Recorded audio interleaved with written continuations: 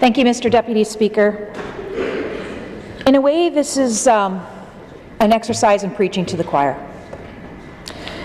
We, on this side of the House, agree that this is a very serious issue, and we're definitely not proud that our province has a very high rate of domestic violence. We know that our police-reported violence is nearly double the national rate, and that this is especially acute in our northern communities. Stories like the quadruple murder-suicide of Latasha Gosling and her 3 little kids in Tisdale about a year ago, Mr. Deputy Speaker, make every single one of us ill.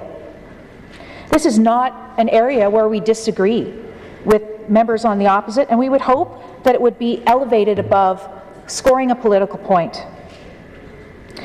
The members on our side of the House, the male members on our side of the House today, you may notice, are wearing white ribbons. It was noted earlier, the Leader of the Opposition talked about the work of Jackson Katz, and I would argue that we have a male-dominated caucus who's done a lot of work on this issue. You know, it was noted by the member from Regina Douglas Park that their caucus has 50% men, and that it is noticed that when there are more women, there are better decisions overall. I think that's a terribly sexist remark. We have a number of men on this side of the House who have been involved in these initiatives and are to be commended, I think, for their leadership on this very, very serious issue. I think we need to be careful, in the words of the Leader of the Opposition, how we characterize these things. We were admittedly a little bit surprised to see this motion come forward, and even more surprised by its language condemning us. As I've said, this is an issue where there is agreement across the aisle. And it was suggested by the member from Douglas Park earlier that our absence at an event was illustrative of our lack of interest in it. Unfortunately, as I've watched this debate unfold, I've noticed that the same member has been absent for the remarks both by the member from Estevan and by the member from Saskatoon-Stonebridge, Dakota. And therefore, if this is such an important motion, I'm shocked that that same member wouldn't sit attentively and listen to the response of the members on this side.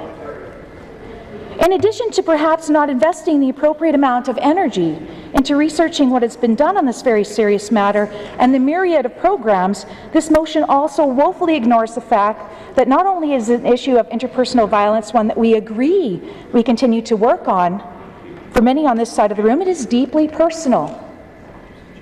I'm a long-time supporter of the Regina Transition House, Mr. Deputy Speaker, and served briefly on their board.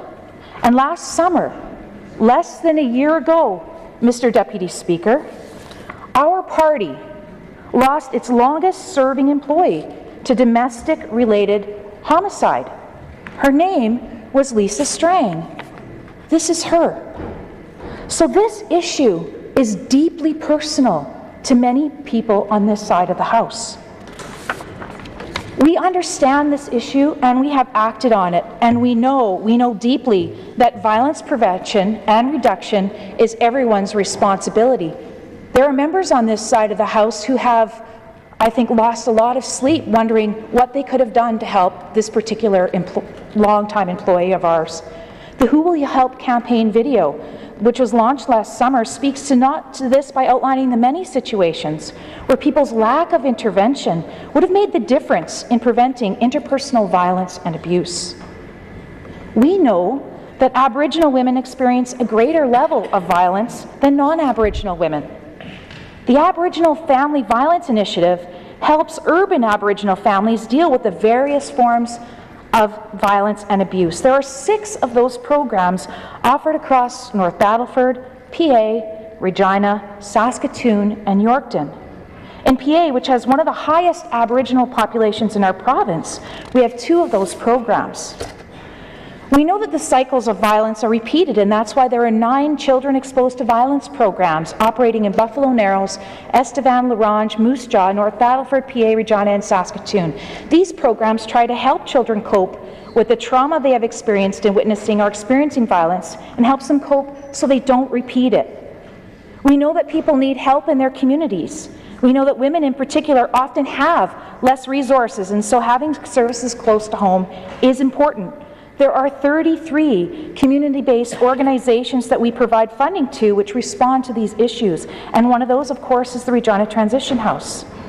But it is important that people outside the major centres also have service. And on Monday of this week, as has been noted, we opened a 16-bed facility in Melfort. And again, as the member from Saskatoon-Stonebridge, Dakota has done, I want to commend the member for that constituency on championing that particular facility. That's the kind of leadership we need.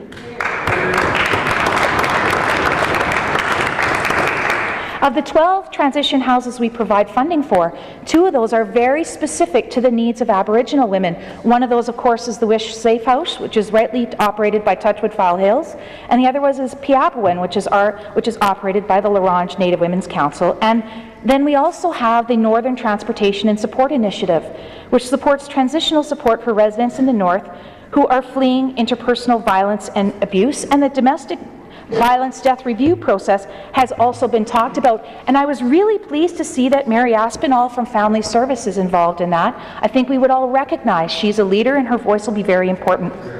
And I concur with the member from Regina Lakeview that we need to look at this issue through a more than just simply a justice lens. People have to have more affordable housing to go to, and our government has certainly been working on that issue, and particularly in the area of those hard to house. I think when our Premier and my colleagues talk about Saskatchewan, whose best days are ahead of us, we do mean where we have the lowest, or I would hope, non-existent rates of domestic violence and abuse. We understand that getting people out of poverty engaged in educational opportunities while looking forward to the jobs and opportunities across the province is key.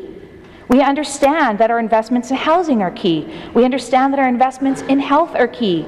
These are things that we work together to create the kind of society that we want to see, Mr. Deputy Speaker, and that's why 3/4 of our budget is devoted to health, education, and social services. Of course there's more work to do. I don't know that we're ever going to be done on this issue, and it's difficult to celebrate the opening of a women's shelter, to be quite honest.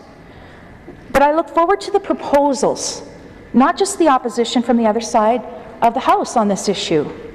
Instead of a motion condemning us, let's start from a constructive place of common ground.